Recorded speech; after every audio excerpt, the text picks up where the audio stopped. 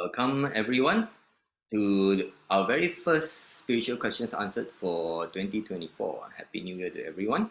So the topic of the day, the month is, do you take on people's karma by healing or cleansing them? Okay, so I shall just jump into it without introduction. Without having to introduce myself. Now, I get asked this question quite a lot of times.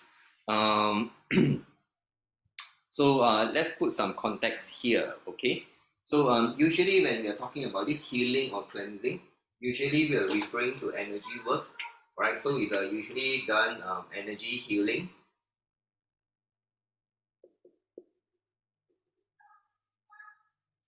or energy kind of cleansing, okay?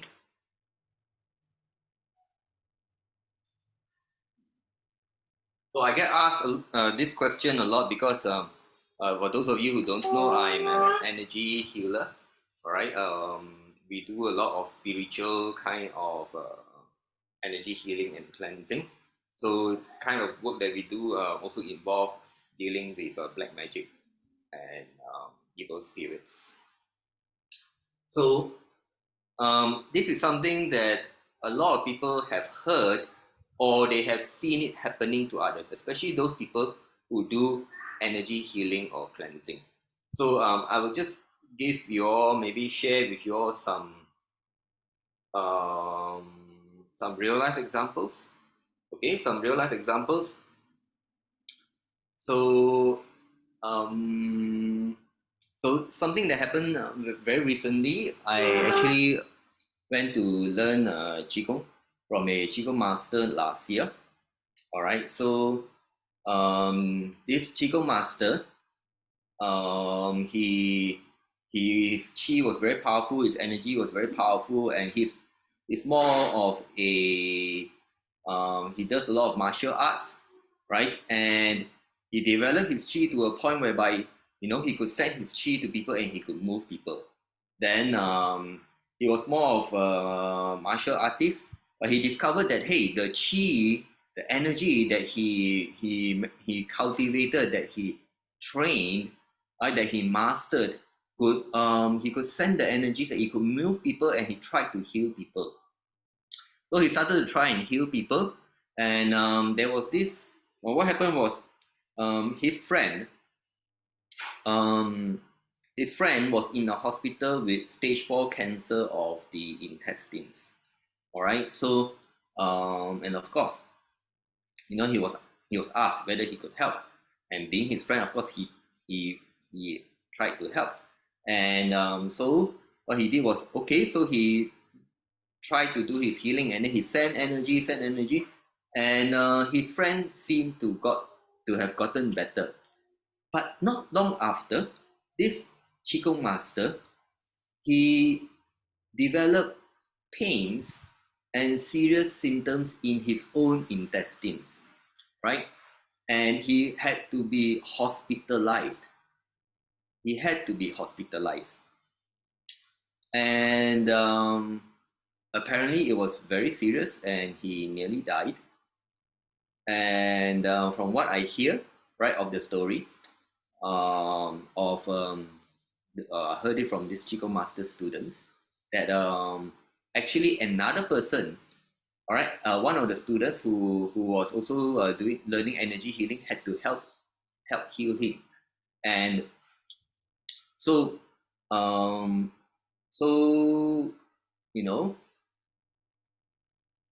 people began talking. All right, people began talking. They know that this Qigong master tried to heal his friend of cancer, and then he had symptoms in his intestines, and maybe it was like cancer, and he was really very, very sick, and he nearly died. Okay, and so people got talking, and they were wondering, hey, is it because this sifu, right, this Qigong master, right, did an intervention, saved his friend, and took on the karma. So a lot of people talk about this, take on the karma. That means someone. So let's say, so there'll be someone who is, very, very sick, this like color, very, very sick, bad energy, all right? And then comes along a healer,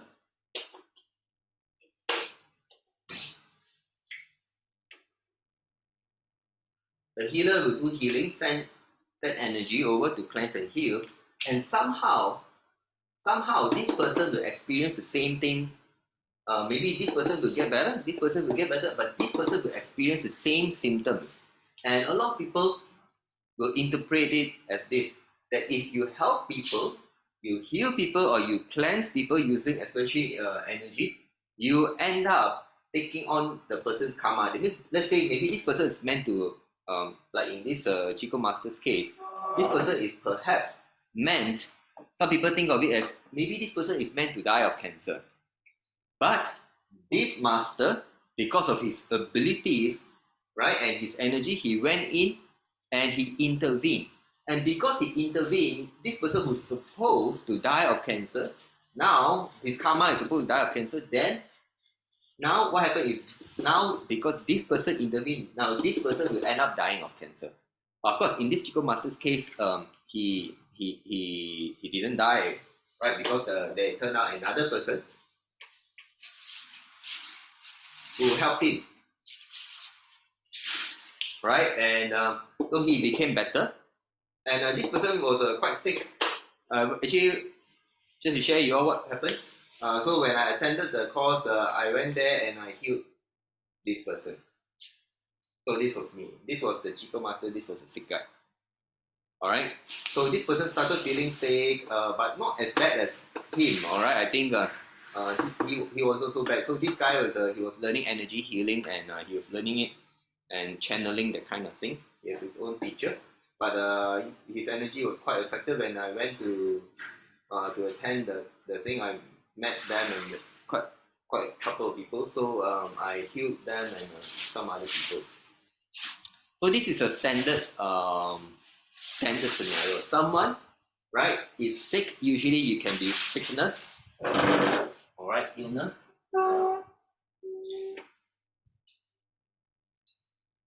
And this kind of scenario can also happen to other situations. For example, a lot of people may try to help in the sense of black magic,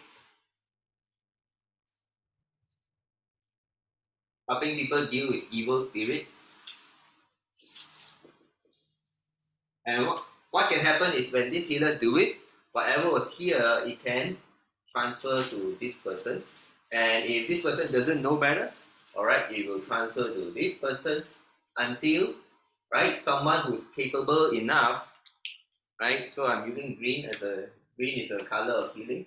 Until someone is capable enough, then it stops there. This is usually what happens. So,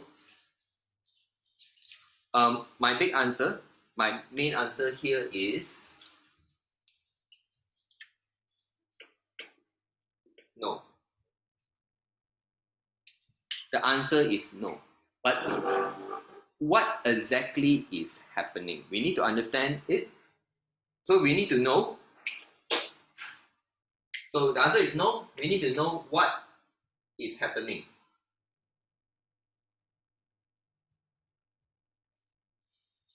And number two, what we need to know is, how can we prevent this?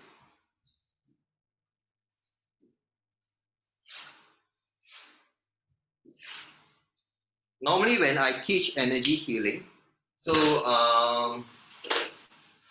this question actually normally pops out when I teach the Infinity program, and specifically in module 4. So in module 4 is when I teach people how to do healing on others.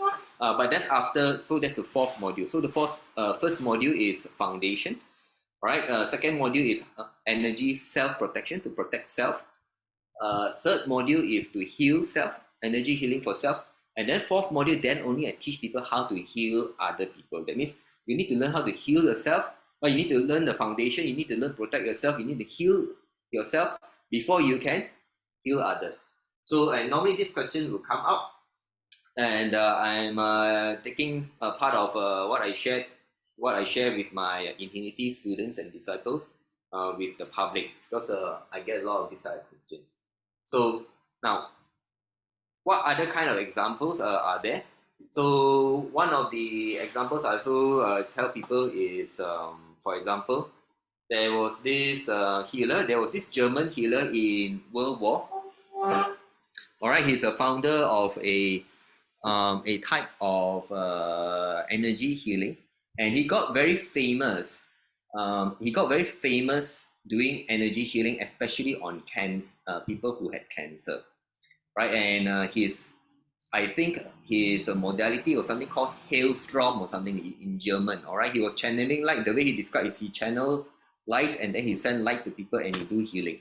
So he does a lot of cancer cases, and this went on for, of course, he had a lot of cases, but there was one thing very notable when so he actually died young. I can't remember, but he didn't live to a ripe old age. He died young, and there was something strange about the circumstances of his death. All right. So what happened was when he died, right? Actually, he was kind of discovered when he was dying that his insides, right, his intestines were all rotting, were all like, maybe like cancer. He was dying of cancer, but he couldn't feel it because he was channeling a lot of energies. And by the time it was discovered, it was too late, and then he died of presumably cancer. So this was in the post-World War time, right? And that is a classic example. So some people will say, hey, this was a man, right, who is a famous healer in Germany. I read about his story, and he was doing a lot of healing for cancer people. So, and maybe, so some people will interpret, right, especially maybe Buddhists and Hindus who believe in karma. Did he take on the karma of people who were supposed to get cancer and end up he is the one who died of cancer? Not only him, very early on in our career, Cordelia and my career, when we do all this energy healing work, Cordelia has a friend. All right, this friend is actually mentioned in Cordelia's book. Right? Those of you who know Cordelia have a book. She didn't exactly write his name, but this Cordelia's book, Possessed from Darkness to Light, where Cordelia write about her awakening and her story. In the book, there was mentioned a guy. So anyway, what happened is the guy's name is actually Patrick. All right, so like our son is also Patrick. So Patrick was a energy healer. He was a pranic healer. So the modality is called pranic healing, and he liked to volunteer to do energy healing for people. So he learned it and he volunteered to do energy healing for people. And what happened was, he do a lot of healing, and he was a friend of Cordelia's, and I got to know him through Cordelia. And we meet up with his wife, and they were clients also, right? And they also attended our meditations back in those days. And there was this period of time where suddenly, we received news that this Patrick, all right, he had cancer, and the diagnosis was stage 4. Right? It was all of a sudden, maybe he was not feeling well, and then he went to check for cancer. And then, true enough, he went for checkup, and then they found cancer, but it was stage 4 and it was too late. And in a matter of months, he died. And this Patrick, right, he actually also did a lot of energy healing for cancer clients. Now, so can you imagine especially for a person like me, I just joined Cordelia not long. Back then it's not long, and I was interested in doing energy healing. I became very interested and treat this very seriously. Is it true that if I help people using energy healing, right, and doing all this spiritual work, I can take on the karma of others? And I really tried to understand it, because Patrick was a real example. I read about the German guy. This case, the Chico Master, is something more recent, but there are other cases, all very similar. Okay, but the answer is actually no. All right, what is happening? Okay, so this is something everyone needs to know, especially those of you out there who are doing energy healing work. You may have learned some Reiki, some pranic healing, whatever healing. What is actually happening is what I call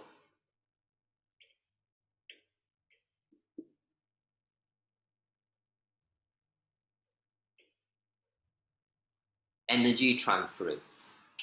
All right, so actually what is happening is, when the healer goes to someone who have energy problems, and cancer, it can be energetic, all right, a lot of things can be energetic. So the healer is sending energy. As the healer is sending energy, all right, there's energy transference, and some negative energy is going to the healer. All right, some energy, negative energy is going to the healer.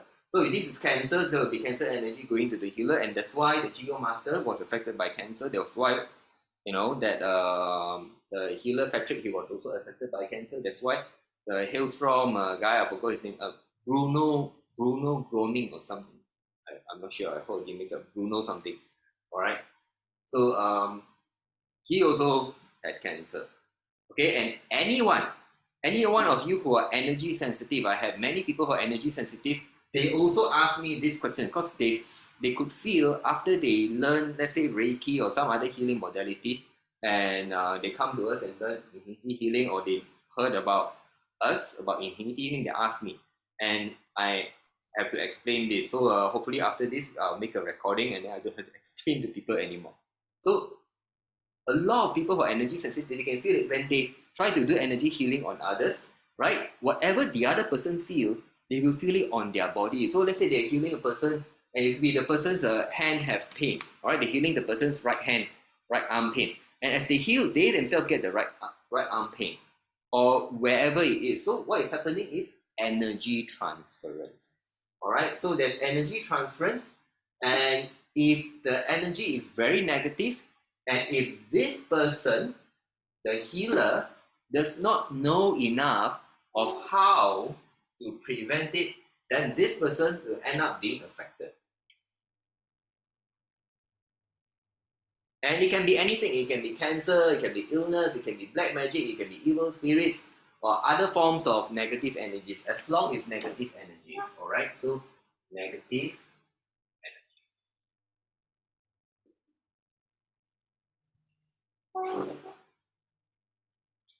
This person can be affected. All right, and of course, when this person heals, if this person doesn't know, then this person also can be affected.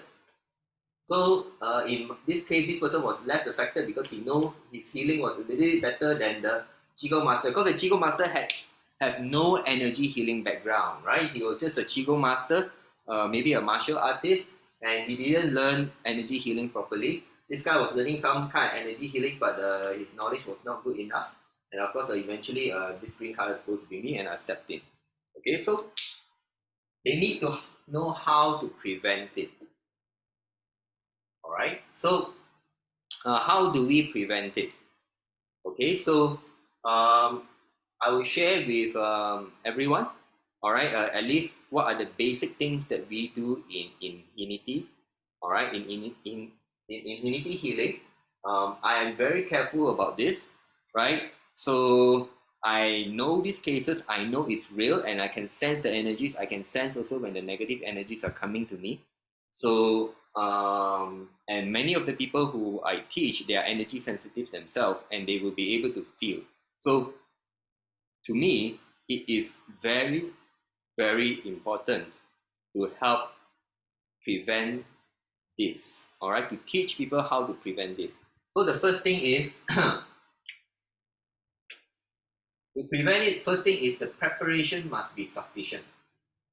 I would say maybe I will first of all say this: you need to have the right kind of preparation.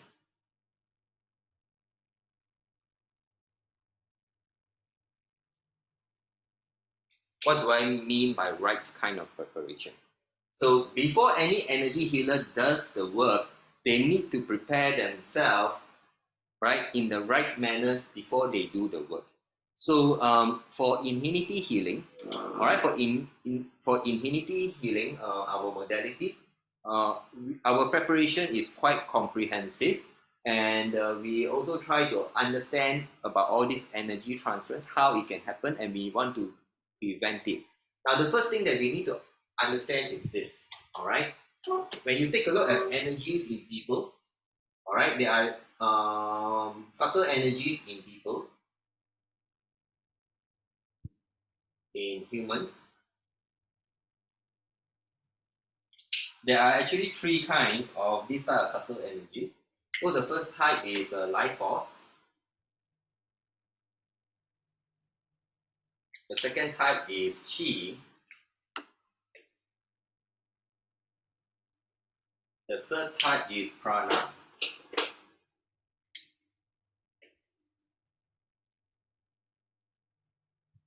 Prana or is an invisible form of light. So life force is the subtle energy that is present in all kinds of living things. All right, as long as you're alive, you have this life force. It's even slightly visible to the naked eye under certain conditions. Qi is the one that flows in meridians, discovered by Chinese. It's a low frequency energy. And then you have prana, which is very high frequency energy. It flows in the chakras and in the nadis, discovered by the Indians. Now, if you want to have the right kind of preparation, we need to make sure that all three energies are strong. All three energies are strong. All these three types of energies are strong in order to try and prevent. And you need other things too. The most basic thing is you need to make sure these three things are strong. And so for us, the right kind of preparation, right, at the very least, right, the first step, what we do, I'm just sharing with you the way we do it. The first thing we do is our Unity Qigong, all right, Unity Qigong, UQ. Because UQ will strengthen all these three. Now, of all these three, right, the thing that can protect us most from energy transference, all right, will be the prana or the light. Okay, it will be the prana or the light, because this is the finest energy, it's the highest frequency energy, and it's the most protective. And for that, we will have our next practice, right? And our next practice is what we call our light meditation. So we actually teach people light meditation. So our light meditation will strengthen our light, will strengthen our prana. Now that is the third thing which causes people to have high energy transference. High energy transference is usually caused by one thing. All right? High energy transference is usually caused by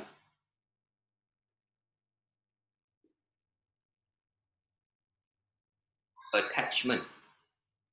Now, what do I mean by attachment? Anyone who is a healer, if you become very attached, you have a strong emotional attachment or connection to your client, then there is very high chance that the energy linkage between both of you will be very sticky, very, very strong, and the energy transference will be very high. So anyone who wants to do this type of energy healing, you must take care not to get too attached to the person you're doing healing from. You need to learn, right, and practice what we call non-attachment. All right, and so our third basic practice that we always get people to do is non-attachment meditation. So our kind of preparation is try to help do this so that you don't get so attached. And for people who are on in Unity, we have still extra things that we learn, extra protection. But this is the very basic that you need. Now, if your own energies are not strong, now, so what happens is each of these three energies, right, it forms aura for us. So we actually have like 3 layers of aura. So the very first layer, the life force aura, is the very, very thin aura. So some people will call this the etheric layer. Okay, so for us, I call it the life force aura. All right, and that's why I teach people in the first module, the foundation. All right, the first layer aura is the life force aura. Can you see the green color? And we have a second layer of aura. So for second layer of aura, if you don't do Qigong, do Qigong, the second layer will be like this. It will be very close to the life force. But normally what we do is we encourage everyone, our healers, to do Unity Qigong and do other kinds of Qigong that I will also teach, especially in module 2. So the idea is they need to do more Qigong So Qigong will help everyone strengthen their Qi. Right? So when they strengthen their Qi, the Qi aura, the Qi aura will be bigger. So let me draw the life force aura again. So this is the life force aura. So the idea is get everyone to do Qigong. So Qigong, if you do enough Qigong, the Qi aura will become big. So actually like this Qigong master, his Qi aura and his Qi energy is very good, alright? So the Qi aura, you do enough, the Qi aura will be maybe a few feet away. Depends, alright? A few feet. Most people is just a few inches. The life force is maybe 1 inch from the skin. And if they are not very healthy, don't do enough Qigong, don't exercise, the Qi is maybe 2 or 3 inches. But if you do enough Qigong, the Qi aura will go to a few feet beyond your body. This will be the next layer of aura. And then the most biggest aura will be that of the prana. This can go up to 10 meters beyond you. Alright, and it's the most protective. It will protect from evil spirits, try to prevent black magic from affecting your body and all kinds. So it's something like that. So from what I noticed, the Qigong master, a lot of Qigong masters, their Qi is strong, but sometimes their prana, their light is not strong. And when the prana light is not strong, which is the most protective one, right? That's when energy transference happens. So that's why our practice, right? We have unity Qigong. Unity Qigong strengthens also the light, right? But light meditation is entirely focused. And then the last one is non-attachment meditation. Don't get attached, right? So the energy transference don't happen. And of course, there are actually many more things. So this is a very simplistic view that I'm sharing with the public. Okay, there's a little bit more technical details, but this is the simplistic view. So you want to have 3 layers of energies with the right preparation. You have 3 layers of energies, and your energies, if you do non-attachment, what's going to happen is your energy become like energy doesn't stick onto you so easily. So for those of you who have attended my non-attachment meditation, I said before, the target, what we're trying to achieve, we want our energy, right, to become like non-stick pan. This is what we're trying to achieve. We hope that our energy will be like the non-stick pan, so energy doesn't stick onto us. So even if there's some energy come and fly, transfer or flow into us, it doesn't stick with us, and this is important. Otherwise, what is going to happen is the energy is going to stick, and they will carry the symptoms, and you're going to think that, hey, am I taking on the other person's karma? The answer is actually no. So the most important thing is, first of all, before you do the energy healing, right, you need the right preparation. So I'm explaining this. You don't actually need to do this. This is our way. I'm sharing with you, right? And of course, our monthly online events, which is free or donation basis, we teach all these 3 methods. It's the exact same methods that we use. These 3 are very powerful methods, right? Unity Qigong, light meditation, non-attachment meditation. We teach it every month. Okay, so the idea is you do all these practices if you can. If you have other practices which can strengthen all 3 types of energies and also help your energy become like the non-stick pan. Don't get attached, right? Then you are prepared for the session. And of course, during the session, there are things to do. All right, special preparation, special prevention methods.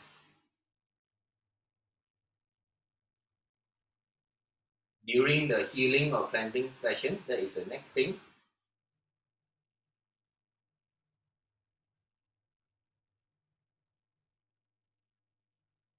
So for this, more for those who are learning immunity from us, they will learn special prevention methods during the healing cleansing. And what's going to be important is also very important. So if whatever you're learning, let's say I don't know what you're learning, but let's say maybe Reiki or whatever. If I hope you all will have some kind of special prevention methods during your healing and cleansing as you're doing. You must have some kind of prevention methods.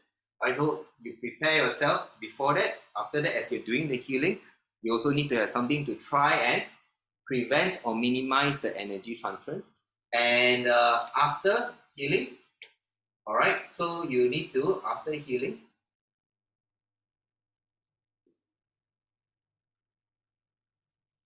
the healer must cleanse self.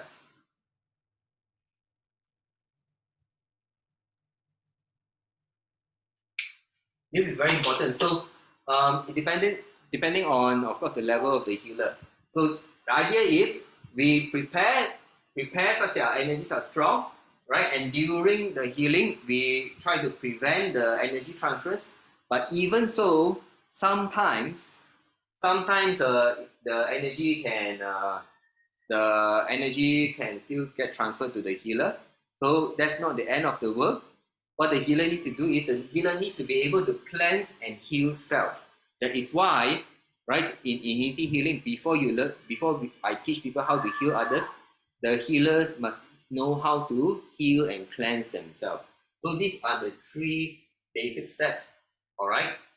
So and this is how to prevent it. So I hope this kind of answers everyone's questions, because a lot of people ask. Now, of course, with cancer, all those illnesses is just energy transference. All right, with black magic is something really very serious. Okay, I don't, you know, I don't teach my students how to deal with black magic until module 12. Module 12. All right, and no one has reached module 12 yet. Hopefully, some few students will manage to reach module 12 in this year. All right, I can't wait to teach others how to deal with black magic properly. Now, black magic is very serious because black magic is very, very dark, very, very negative energies. They can take down light and they can corrupt your energy systems and everything, and it can totally ruin things. Now, no doubt we have the prana and light people who are strong, right? And the prana and light will try to take the brunt and try to prevent it from affecting the body, your body especially. But depending on how good is the dark practitioner, the black magician, some are really so good that they can take you out. And I even have some students, they learn quite a bit, but they have quite a lot, I would say. Some have even learned black magic, but when it comes down to doing the black magic work and they're affected by black magic, quite a few of them have lived to really regret it. And now, everybody treat this black magic thing very seriously. And I always tell my students, right, you must treat black magic very seriously, because it is something that is very vile and can really harm people. Okay, so black magic will definitely transfer if you're no good. And black magic, because by nature the energy itself has very high attachment. Now, black magic energies have very high attachment, and unless the person who's trying to help people with black magic, unless they are of very high level of non-attachment, very likely they are going to get affected by black magic. It's no joke. And of course, the other complications, right? Other than that, will be evil spirits, right? Will be evil spirits. So some people also notice this, right? Evil spirits, when they try to help them or cleanse them or even pray for them. All right. Now, when you try to help people, even when you pray or when you talk to these people, so some people actually talk, right, and they try to advise people, and they notice that, hey, whatever was with the person, what all negative energies, they will come over and affect the person, and they wonder, hey, did I take, am I, because I'm trying to intervene now, I take on people's karma? The answer is no. It is still some kind of energy transference. But with evil spirits, once they can sense an energy connection, they can follow the energy connection and come to you, right? And so in the realm of helping people with all these problems, it's not so straightforward. It's not so straightforward, all right? So a lot of people, I know, they they know about this. Sometimes they know about this and they dare not help people because they are afraid that the evil spirits will come and look for them, right? So they this is quite understandable, right? So or when they try to help people, um, it's best to go to a healer and you make sure you also learn some methods how to protect yourself. Okay, so um, basically the answer to this question, do you take on people's karma by healing or cleansing them, is no. Okay, everything is energy transference. Okay, and if you want to ask, some people, they are very insistent that it's yes, especially people who believe a lot in karma. Actually, it doesn't. Okay, I can tell you that because I've been doing this energy healing since 2010. All right, and because I practice all this, right? Those of you, those who are my students, you know how strict. Some of you are here attending this talk live. You know how strict I am with the preparation, right? Those of you who join me on my cases, you have to sit with me for 1 hour, and I will make sure I'll check to make sure that your preparation is good enough before you can follow me to do cases, whether it's in-person cases or long-distance cases. And there's no shortcut. Okay, there's no shortcut for this. I will actually check whether you reach the level that you need to. But I can't say the same for what other energy healers do. I notice a lot of energy healers, they don't treat this very seriously. Some energy healers, wow, I see the way they do is like they some have so many appointments in a day. Some I've heard about famous energy healers. They have many appointments per day. All right, it's like they don't need to do so much preparation and don't need to do so much of all this cleansing self. And after a few years, the healer is no longer in business or the healer has stopped healing. Something has happened to the healer, right? I have heard a lot of these stories and know some of these people, right? And some of those people mentioned, I don't know, in famous people who written books or help people, and even those mentioned in Cordelia's book, they have stopped doing healing altogether, right? So this is something that is very serious. And anyone who's doing all this energy healing, and if you're really worried, I will tell you, okay, if you're worried, this is what you really need to do. You need to have the right preparation before the healing. Make sure when you're doing the healing, you are employing additional measures not to absorb, not to have energy transfer. And after you're done healing, you should go and cleanse yourself, or you should know how to. All right, and that is the way it is for us in Unity. Everyone is supposed to have learned how to cleanse and heal and protect themselves before even learning how to heal and cleanse others. Okay, with that, I hope I managed to address this question, and I'll take a look at all your questions. If you have any questions, please feel free to ask. You can type in the chat function, or if you wish to speak, you can switch on your mic and one by one. So Edwin is asking, can the Qigong master neutralize the bad energies absorbed before helping the patient? I mean, through some prayer method, etc. So there are many healers out there. They do it differently, and I can't speak for the way others do it. But clearly, this Qigong master was not good enough. His Qi was huge, all right? I met him, and his Qigong was very impressive. His Qi was very impressive, and he has martial arts background, and he can fight, and he's one of those whereby if he push you, you will fly all the way to the other end of the room, and he can do very powerful things because he adds Qi into his punches and kicks, and he does his Qigong really very impressive. But he does not come from a healing background, so I think so that was lacking. There was another healer that I heard of. Not I never meet personally, but a student of mine encountered. I think it's also a Qigong healer. But what he did is he absorbed the negative energies into his body, right? Absorbed negative energies from the client into his body, and then he purged it out to a candle or something like that, right? And he was able to heal a lot of people.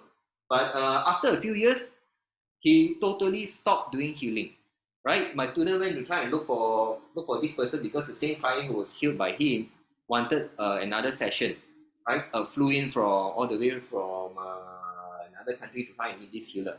But he was nowhere to be found. And when my student finally found this healer, he is just teaching Qigong. No more healing, no more healing. Don't dare to do healing anymore.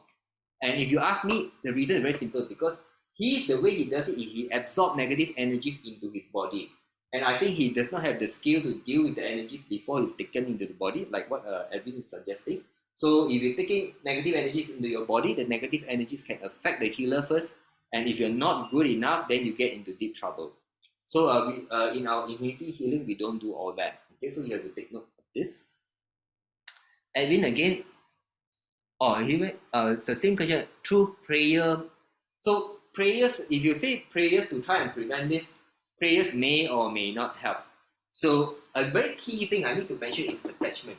Now you can pray and you can do a lot, but if you're very attached to the client, right, you will absorb something. And you need to, if you absorb something and you're not prepared enough while you're doing the work, you don't have your special methods, or you try to minimize it, and if you don't cleanse yourself, sooner or later you run into trouble.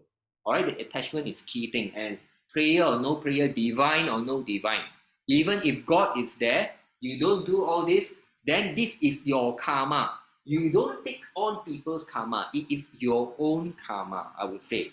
It's because the person doesn't have enough knowledge, because the person didn't do enough, didn't prepare enough, didn't prevent enough, and didn't cleanse self. You're not taking on the person's karma. It is your own karma, right, for slacking or for not knowing or for being ignorant. So you have some karma like that in that sense, but you're not taking on the person's karma. Anyone who's prepared and do all this, you don't have all this problem. All right, and I can tell you this is my experience, having done healing and also teaching others and seeing so many cases, right, since 2010. And I have many students, and they all learn different types of energy healing. And now they are, most of them are, those who are learning with us, they get to see the difference. Again, Edwin, will the astrologer take on client's karma if reveal heaven's secret to client? Same as physiotherapists. So the answer is no. So even for astrologer, it is not heaven's secret.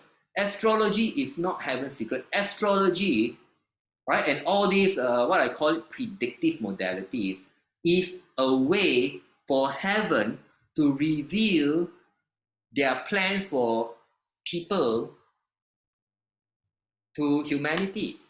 It is not heaven's secret. It is not heaven's secret. Heaven wants people to know something, and that's why all these astrology, 八字, predictive modalities can work. Some will work, some will not. It depends. All right. So physiotherapists again. Now physiotherapists. So now, in this, I'm talking about energy healing or cleansing, but energy transference can happen through physical touch. All right. So even a physio, a masseur, a massage therapist, if the person has negative energies, the massage therapist can absorb.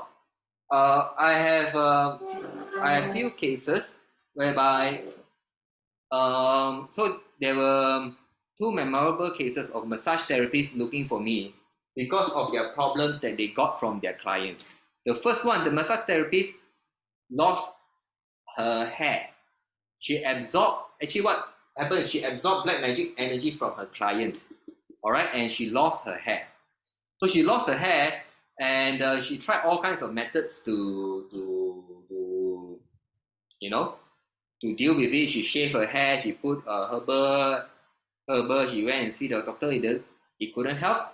And then she came and looked for me, and then I told her she absorbed some black magic energies. So I helped her cleanse, and after that her hair grew back. And there was another masseur, a separate case. So hers was not black magic, but she absorbed a lot of negative energy from clients, and there were aches and pains all over her body. Now, a lot of the massage therapists, the physiotherapists, they know, some of the clients' aches and pains can go into them, and they need to get another masseur to help remove it, so it just get transferred and try to hopefully get diluted. They know they can absorb it from the clients. And some of these masseurs, they know their body also has mechanism. right? Some of these muscles, when they massage, they will keep on burping. They burp, or they fart, or they have some release of some sort. So some people, their bodies or their energy will have some release. They either burp, they fart, or they have strange movements. So they will try to release it. But if the absorption, right, the transference is too much, then and they cannot release it, not enough, then it is a problem. And it's the same thing. So like after the session, after the healing, even it's a physiotherapist or masseur, they need to cleanse themselves. This is a very minimum. And of course, masseur therapists and all these physiotherapists, they don't do enough of the right preparation because they don't understand about energy, all right? And that's why it happens. So Evan is asking Bruno Groening. Yeah, I think that's the name, if I remember correctly, the German guy.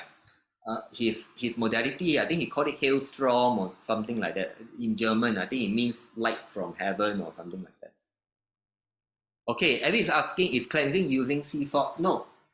So you can try to use a sea salt and everything, but you cleanse yourself with sea salt, you can't cleanse internally, right? And a lot of these examples, people absorb energies go inside them. You have intestine cancer. The intestine cancer energy is intestine, it goes inside your intestine. How to cleanse using sea salt?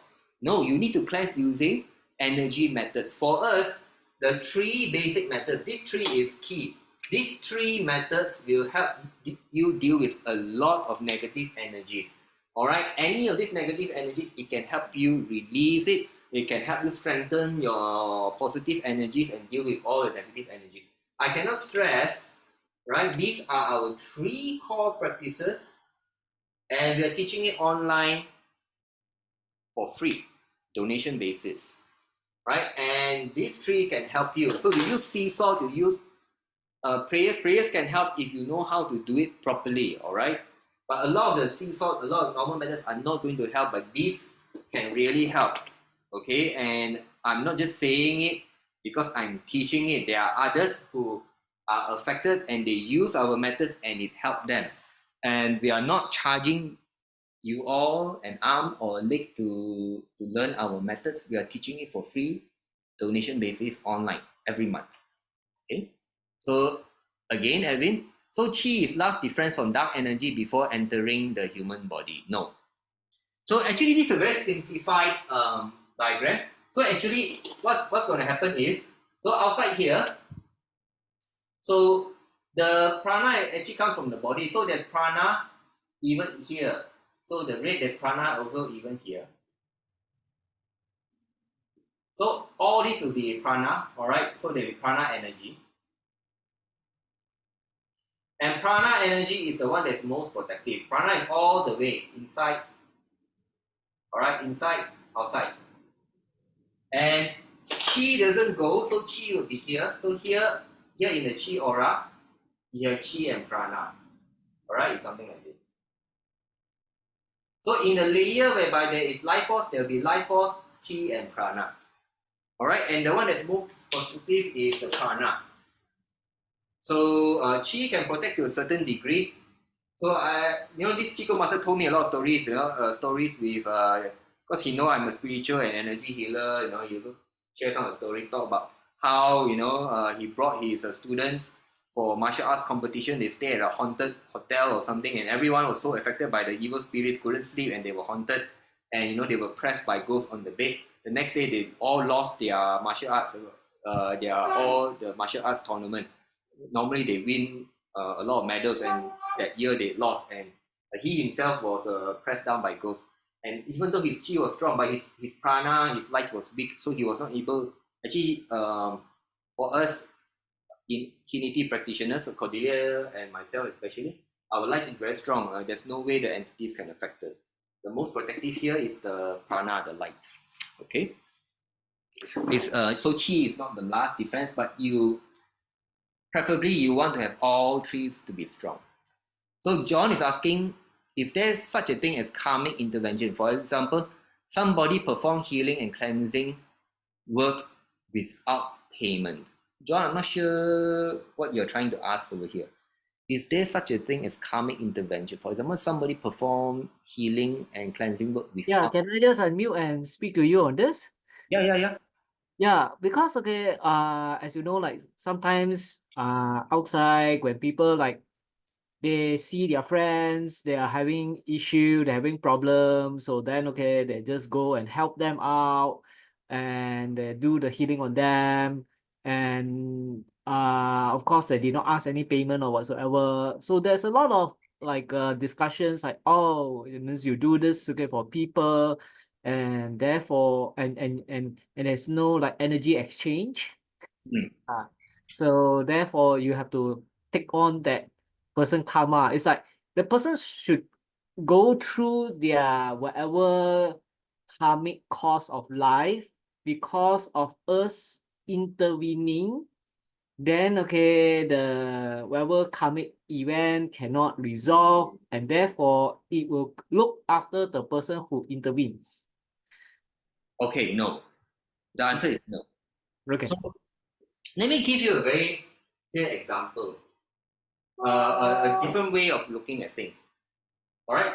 Even if you don't talk about this energy healing and everything, right? So karma can come in many ways. So some people their life is terrible, right? Some people's life is terrible. Now, if I don't use this word healing or cleansing, can I change the word to instead of healing and cleansing? Can I change it to helping?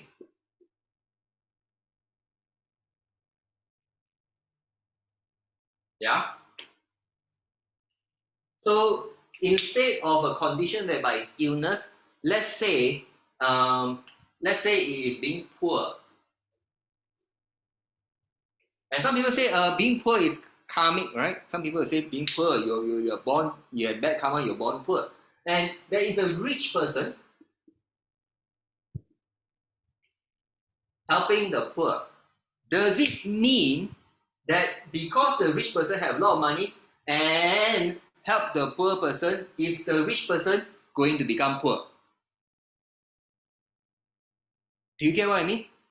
Just because this person is poor and you help him, actually the rich person is not going to become poor, especially if the rich person is rich enough. Let's say this is a billionaire. I mean, billionaire just put 100,000, whether US dollars or ringgit, will solve the person's problem. Don't say 100,000, 10,000. Will a truly poor person, 10,000 can be a huge difference. But to the rich person, what is 10,000?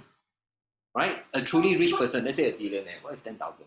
10,000 is probably what he makes in 1 minute or a few seconds, right? People like Bill Gates and all that. No, the karma does not. The karma does not transfer. The bad karma from this person does not transfer to the so-called person who is helping. What is going to happen is if this person help somebody, this person will gain good karma. Will gain good karma, and this person owes this person karma. All right. So there is a karmic imbalance, so to say. So because this person helped this person gets good karma, and this person called owe a favor, owes karma, so that in future life this person will have to pay. Maybe this life or future, this person will have to kind of balance this thing up. So now this is rich and poor. If it's energy healing, what can happen? So let's say this is a healer, this is a capable healer, this capable healer heal this person. All right. If this capable healer knows all this, there is no energy transference. He does not get any bad karma or any bad energies affecting the healer.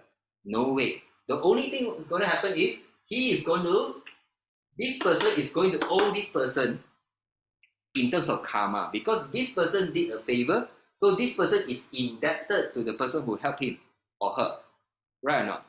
Now, if this person does not offer, so what is there's this thing that's known in the energy world, people pay money as a form of what is known as energy or karmic exchange.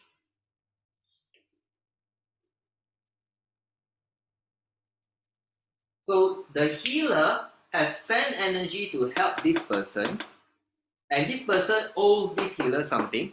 The only way for this person to pay back without bringing forward the karma to the future or future life is to have an energy or karmic exchange, to do something good in return for this person or to pay. So the money payment is for energy or karmic exchange.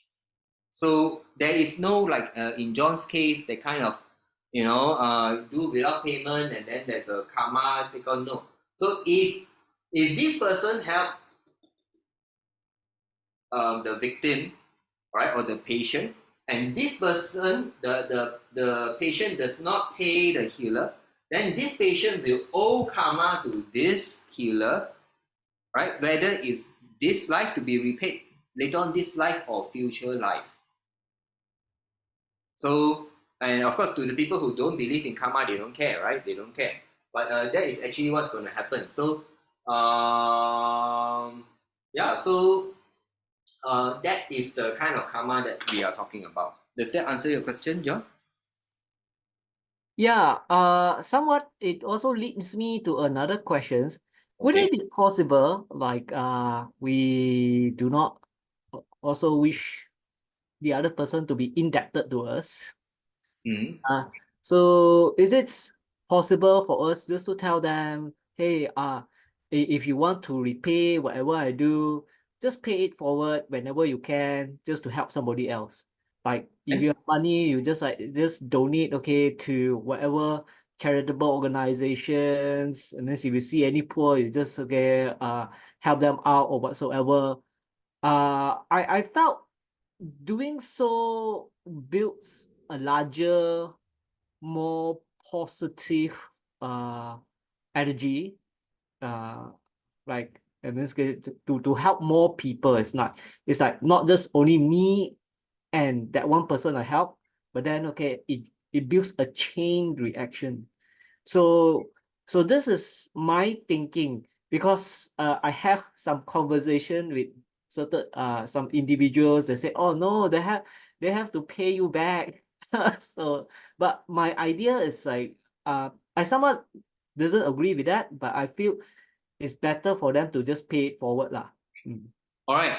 Now everything depends on the individual. By the law of energy, if this person help this person, and then there will be a karmic imbalance and energy imbalance, this person will owe this.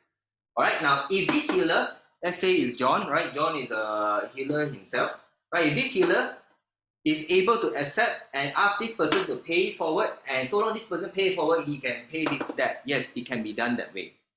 But provided this person is willing to is willing to is willing to accept that this person doesn't pay him back and ask this person to pay forward, and he write off, I write off whatever this person owes him. So this is done willingly and with all this arrangement is karmic arrangement is made by heaven. So as long, most important is, can this person accept it? If this person can accept it and then they do it, right? Now let's say if this person cannot accept, but this person is the one who says, I'm not going to pay you back, I want to pay it forward. I'm not going to pay you money. And sometimes, there can be people who are beneficiaries to healing and all this, and they're just bad people. They just don't want to pay money. All right. Or if I think there's this question being asked by Evan. We see balancing when we pay condolence money and in return get an ampao with sweets in it. Okay, no. That one is a separate thing. That is for funeral. I'll talk about that later. So, for example, some people, right, this person has an agreed upon fee. So let's say the healer say, oh, your work is very complex, it's black magic, and then there is there is evil spirits, and I'm going to charge you 300 ringgit per person. For example, that's what I charge per person. I charge 300 ringgit. And the person, okay, I agree. Then after the healing work is done, you say, oh, I don't want to pay. Or this person just totally ignore and don't pay even despite agreeing, right? Then this person will owe the healer karma, right? I mean, there's nothing the healer can do, right? But this person will owe this person a karma, and if this life he doesn't pay back, then in future life, somewhere, somehow, he need to pay back, right? So unless there is some agreement for him to write it off, otherwise, I mean, the healer just okay, you don't pay me, it's okay. there are some people who don't pay me, and to me, it's just the rules of karma will fall into place. So they can't pay me back now. Maybe they'll pay me back in the future, right? So that will happen. Okay, but yeah, pay forward is actually a very good idea, so that instead of paying back and then the loop ends there, pay forward, we keep on helping people. And if you watch the movie Pay Forward, it was a very moving, very moving movie. So I like the idea also. um as long as the healer is able to accept. Now the problem is, of course, in this world, a lot of people are doing work, and they're doing it as a means of earning income, right? It's their profession. So if they keep doing work and they don't get paid, then the healer needs some form of income. But if the healer is very rich and say, oh, it's okay, you don't need to pay me back, just pay forward, then it's fine, right? But if that's all the healer does, like John, if that's all that you do and you're asking everyone not to pay you, then how are you going to earn a living, right? So in this material world, we still need to have some kind of income for sustenance. But if the person, the healer, for example, I do know one of my teachers, spiritual teachers, was a Hindu spiritual healer. I call her Amma, and she was very old when I knew her, and this was like in 2012. So in 2012, she was 80 years old. Now she will be over 90 years old, and she lived a very simple life, and she don't really collect payment because she have all that she needs. And she's very old. She doesn't need much money, and basically she helped a lot of people, and rich, poor, she helped. And whenever she asks for help, like if she needs to go to India, she needs flight tickets, someone will buy a flight tickets for her. So she's always like, no, you don't need to pay me, or you can put some donation at her altar, right? There's a box there, and she really means it, and she survives on a few ringgit a day. I don't know how she meets her household expenses, but she really means it, and she does not have any need for money. Apparently she have enough. She has a very simple life, right? And she don't quote price, so everyone can make her a donation. So yeah, I've met people who are like that. Okay, so and then they can ask people to pay forward. You can just she ask people to, when you go and do good deeds, you go and make. If you want to pay me, don't pay me. You got to give thanks to the gods, or go to the altar and pray. You can leave a donation there, that kind of thing. Yes, that can happen. Okay, so Evan was asking, the balancing thing when we pay the condolences. So for Chinese practice, when we go for funerals, what happens is that people will give what is known as condolence money, or white gold. In Chinese, we call it white gold, to help the deceased family pay for funeral expenses, which nowadays are not cheap, yeah, right? And normally in return, the deceased family, they will give an ang pao. It's supposed to mean blessings, and normally they put sweets and they'll put a red string. So the idea is actually, right, because attending funerals are associated with bad luck, right? It's associated with bad luck. So the ang pao is supposed to be like a sign of blessings to help people offset the bad luck of attending funerals. They are sweets. There are many things that go according to explain the sweets. Some some people, they explain usually because it's a, funeral is a sad experience, right? So they want to balance up by something sweet. Some people will say that, oh, in case there are ghosts, you should throw away the sweets, or somewhere, and you don't let the ghosts will go and follow the sweets and don't follow you home. And sometimes they will put some blessed strings or whatever in the packet, right? So normally some of these funerals, they will do some prayers, and some of them will prepare a blessed string to try and bless the people who attend the funeral, so that they don't bring spirits back home. So it's kind of like superstition, but some of it does work, and it's all very well meaning. But it doesn't really have to do with this karmic balancing. Okay. All right. So any questions before we call an end to this topic? Any more questions? I hope I managed to answer your questions. Yes. So if there are no more questions, I thank everyone for attending. Now, if you are interested in our practices, just feel free to attend our monthly sessions. Tomorrow at the same time, 9 p.m., I'll be teaching Unity Qigong, right? That's one of our core practices that we use for our preparation, for cleansing and everything. And if you're happy with what you have learned today, do feel free to make a donation to support our online sessions. All right, you benefited and you would like to balance karma, right? Please feel free to make a donation to support us. If you can't afford it, that is fine also. Okay, thank you everyone, and I hope to see you again. Have a good day, good night, and goodbye. Thank you.